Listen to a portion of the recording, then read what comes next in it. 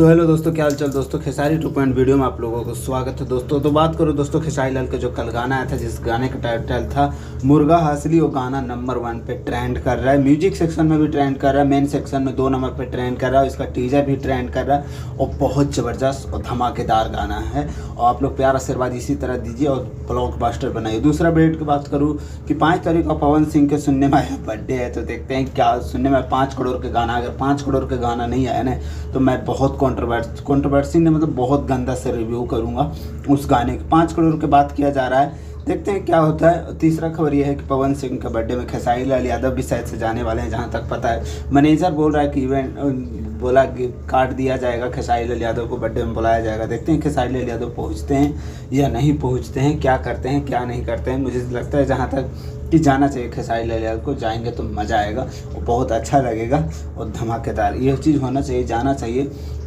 और सबसे बड़ी बात यह है कि खेसारी लाल का चौथा अपडेट ये है कि टीजर आने वाला है नए साल पे। नए साल के धमाके पे टीजर आने वाला है। न्यू ईयर वाले दिन टीजर रिलीज़ कर दे रंग दे बसंती फिल्म का, तो मज़ा आ जाएगा। और धमाकेदार और तबाही लेवल का टीजर होना चाहिए और बहुत ज़बरदस्त होना चाहिए, इसी लेवल का टीजर होना चाहिए।